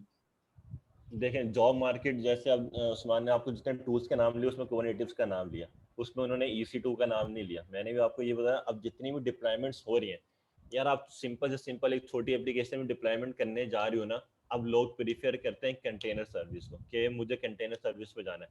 किसी की वर्डप्रेस की एप्लीकेशन है, ठीक है, मुझे पता है मेरी सिंपल वर्डप्रेस की एप्लीकेशन है, तो मैं क्या करूँगा, कुबरनेटिव मैनेज नहीं कर रहा। कुबरनेटिव मैनेज करने के लिए थोड़ी स्किल सेट चाहिए, ठीक है, उसके लिए स्किल सेट चाहिए। लेकिन इसका एक आसान वर्जन है कंटेनर सर्विस। कंटेनर सर्विस आपको अमेजोन, एजोर और गूगल सब पे मिलेगी, ठीक है। आप जाओ, सिंपल अपना कंटेनर डॉकर इमेज बनाओ, उसको रिपोजिटरी में पुश करो और कंटेनर में रन कर लो। वो बहुत आसान लफ्ज़ों में। उसके बाद थोड़ा कॉम्प्लेक्स हो जाता है, जहाँ पे मेरे 10-15 माइक्रो सर्विस आ जाती हैं, कुबरनेटिव आ जाती हैं। तो ये अब जितनी भी एप्लीकेशन है सब मूव हो रही हैं, क्योंकि अब आप ये समझ लें कि चेंज आ गया। अब मोनोलिथिक एप्लीकेशंस का ज़माना नहीं रहा। हम लोग भी, मैंने तो 2010 से अपनी जॉब कर रहा हूँ, मैं तो सारा ये रोल आउट देखा है। क्योंकि अब जितनी भी कंपनीज हैं, अब उसमें मोनोलिथिक एप्लीकेशंस में क्या होता है, बहुत मुश्किल है उसको मैनेज करना, उसको स्केल करना, उसके लॉग को फाइंड आउट करना, वो बहुत मुश्किल हो गया। अब जितनी भी कंपनीज हैं, जितनी भी नई डिमांड्स हैं, वो सारी क्या है, माइक्रो सर्विसेज। माइक्रो सर्विसेज बनाना डेवलपर्स का काम है। डेवऑप्स का काम है कि उसको अच्छे से डिप्लॉय करना, उसकी सारी अंडरस्टैंडिंग लेना कि किस तरह डिप्लॉय होगी। कुबरनेटिव की पूरी अंडरस्टैंडिंग करने के लिए इसका पूरा कोर्स है। अगर हम इसको पढ़ते हैं तो उसके वही हमें 3 से 4 महीने लगते हैं इसके पूरा कोर्स करने के लिए। इसकी सर्टिफिकेशन है सर्टिफाइड कुबरनेटिव एडमिनिस्ट्रेटर। तो ये 4 महीने का कोर्स है। इसमें बहुत सारी चीज़ें, बहुत सारी छोटी छोटी टर्मिनोलॉजीज है। इसमें थ्योरी ज़्यादा, पहले इसमें क्या है, थ्योरी ज़्यादा, इसमें टूल्स बहुत ज़्यादा है। कि कुबरनेटिव में काम करना है तो सबसे इंपॉर्टेंट टूल जो हम यूज़ करते हैं वो kubectl का टूल है, कमांड लाइन टूल है। फिर डॉकर का इस्तेमाल इसके साथ तो है, क्योंकि अब जो माइक्रो सर्विस है ना, वो डायरेक्ट कुबरनेटिव पे डिप्लॉय नहीं होती है। माइक्रो सर्विस को हम पैकेज करते हैं डॉकर में। जिसने कुबरनेटिव सीखना है उसको डॉकर भी सीखना है, ये दोनों एक साथ ही चलते हैं। ऐसा नहीं है कि मैं सिर्फ डॉकर सीख लूँ कुबरनेटिव आ जाएगा, या कुबरनेटिव सीख लूँ डॉकर आ जाएगा, नहीं। जो एप्लीकेशन है, डेवलपर अपना कोड लिख लेता है, वो हमें बोलता है कि मैंने अपना कोड लिख लिया। उस कोड को रन करना, मुझे कौन सी पोर्ट चाहिए, मुझे कौन सा इन्वायरमेंट चाहिए, मुझे कौन सी सर्विसेज चाहिए, ये सब हम डिफाइन करते हैं अपनी डॉकर फाइल के अंदर। उसका इमेज बनाते हैं। वो जो इमेज है वो हम रन करते हैं कुबरनेटिव के ऊपर। कुबरनेटिव इटसेल्फ खुद कुछ नहीं है, वो क्या करता है, कंटेनर्स को रन करता है और मैनेज करता है। तो कुबरनेटिव और डेवऑप्स, और कुबरनेटिव और डॉकर, ये दोनों लाजिम और मजलूम है, ये दोनों हमें सीखनी है। सबसे ज़्यादा डॉकर तो आप लोग मेरे ख्याल में 1 महीने में सीख सकते हैं, 2 हफ्ते में सीख सकते हैं। उसकी सिर्फ डॉकर फाइल है, डॉकर फाइल के 10 से 15 पैरामीटर्स हैं, इससे ज़्यादा कुछ भी नहीं है। लेकिन असल में उन पैरामीटर्स को कब यूज़ करना है, कौन सा पैरामीटर कैसे यूज़ करना है, ये इंपॉर्टेंट है। ये आप 2 वीक्स में सीख सकते हो। अपनी किसी भी एप्लीकेशन को, छोटी सी एप्लीकेशन को डॉकराइज कैसे करते हैं, ये आप लोग विद इन 2 वीक्स 3 वीक्स में लर्न कर सकते हो। उसके बाद उसको कुबरनेटिव में डिप्लॉय करना। सबसे पहले कुबरनेटिव के कोर्स में बताया जाता है कुबरनेटिव क्लस्टर कैसे सेटअप किया जाता है। क्लस्टर सेटअप करना, उस क्लस्टर को मैनेज कैसे करना है। अगर इन केस फेलियर हो जाए, मेरा मास्टर नोड फेल हो जाए, तो कैसे उसको अब कैसे करना है, ये सिखाया जाता है। फिर एक एप्लीकेशन के लॉग्स कैसे देखने हैं, एप्लीकेशन को डिप्लॉय कैसे करना है, उसको स्केल आउट कैसे करना है, उसके स्केल डाउन कैसे करना है, उसको EL के साथ, अब उसके लॉग्स देखने, EL के साथ कैसे इंटीग्रेट करना है, प्रोमीथियस के साथ कैसे इंटीग्रेट करना है। तो कुबरनेटिव का पूरा कोर्स करने के लिए आपको कम से कम भी मेरे ख्याल में 3 से 4 महीने रिक्वायर्ड है इसके अंडरस्टैंडिंग करने के लिए। हम लोग वो प्लान कर रहे हैं, मैं और उस्मान। इंशाल्लाह 28 जब भी इनका नया बैच शुरू होगा तो होपफुली हम कुबरनेटिव को शुरू करें। तो आजकल जितनी भी मार्केट है डेवऑप्स, आजकल डेवऑप्स में 5 चीज़ें याद रखें, उसमें मेन एक इम्पॉर्टेंट है कुबरनेटिव। जितनी भी जॉब डिस्क्रिप्शन आप देखेंगे उसके अंदर आप देख रहे होंगे कुबरनेटिस एंड कुबरनेटिस। तो क्यों? वो इसलिए आ गया कि मोनोलिथिक एप्लीकेशंस को ऑब्सोलीट हो गई हैं, डिप्लॉयमेंट EC2 के ऊपर ऑब्सोलीट हो गई हैं। अब कोई भी एप्लीकेशन वो लेगेसी वे में चल रही है, जो पुरानी एप्लीकेशन हैं वो VM पे चल रही है, हम जाते हैं सिस्टम CTL सर्विस रीस्टार्ट, ये पुराना तरीका हो गया, वो हम मैनेज नहीं करते ये, क्योंकि वो थोड़ा मुश्किल है, उसमें बहुत सारे कम्प्लेक्स हैं जो ऑलरेडी जानते हैं। तो डॉकर ने चीज़ें आसान की हैं, इसलिए अब जितनी भी जा रही हैं डॉकर और कुबरनेटिस है। 90% जॉब जो है कुबरनेटिव और डेवऑप्स से रिलेटेड है, और जिसको डेवऑप्स में अगर कुबरनेटिव नहीं आता तो मैं समझता हूँ तो फिर वो डेवऑप्स 50% है, अनकम्प्लीट है। Thank you. ओके, अब मैं आप लोगों के क्वेश्चंस लेता हूँ, जस्ट आखिरी एक चीज़ अनाउंस करके तो बस। अच्छा, मैंने बैच से रिलेटेड बताया था कि 28 से इंशाल्लाह बैच स्टार्ट हो रहा है, और मैंने मैसेज भी उसका भेज दिया। इसमें है क्या क्या कुछ वो मैंने बता रहा था कि हम लाइव सेशन होता है हमारा, सैटरडे एंड संडे को जस्ट क्लासेस होती हैं, क्योंकि मैं भी काम करता हूँ और बाकी भी यानी मेरे ट्रेनर्स हैं वो काम करते हैं, तो हम सैटरडे संडे को हमारी क्लासेस होती हैं। और इसमें ये होता है कि हमारा LMS है, उसके ऊपर प्रॉपर्ली रिकॉर्डिंग्स ईच सेशन के बाद वो रिकॉर्डिंग भी मिल जाती है, जिसकी प्रॉपर आपको डॉक्यूमेंटेशन और जो भी प्रोजेक्ट्स होते हैं उसकी डॉक्यूमेंटेशन भी मिलती है।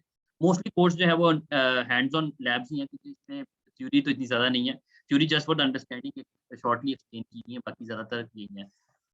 बाकी उसके अलावा स्लाइड्स, रिकॉर्डिंग्स और सब चीज़ें तो हैं। क्विज़ेस भी मैंने रखे हुए हैं और असाइनमेंट्स हैं काफ़ी। हमारा व्हाट्सएप का कम्युनिटी ग्रुप भी है, जो कि उज़ैर ने मेरे ख़्याल शेयर भी किया आप लोगों के साथ।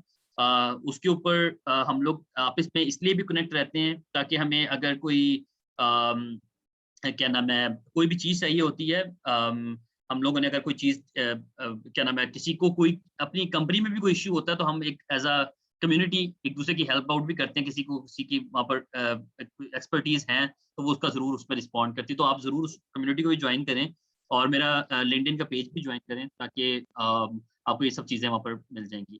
इसके अलावा यूट्यूब का चैनल है एल्विस टेक का, उसके ऊपर मेरे काफ़ी कोर्सेज़ हैं, नई रिकॉर्डिंग्स हैं जो कि हमारी टीम कर रही है, वो भी वहाँ पर फ्रीली अवेलेबल होती हैं। उसको भी आप लोग ज़रूर देखें। और हम लोग हमेशा, मेरा रहता है कि मैं अपने बैजेज़ में जो भी फर्स्ट पोज़ीशन होती है, यानी कि जो अच्छा परफ़ॉर्म करता है, उसके लिए मैं एक क्या नाम है, शील्ड और इस तरह का प्राइज़ भी जो है वो करता हूँ जस्ट फॉर मोटिवेशन। तो इंशाल्लाह जो मेरे लास्ट बैचेज़ हैं उनका भी अभी होना है। तो आप लोग का कोई क्वेश्चन होगा तो आप लोग ज़रूर क्वेश्चन करना। और मैं आप लोग को बस अभी इसका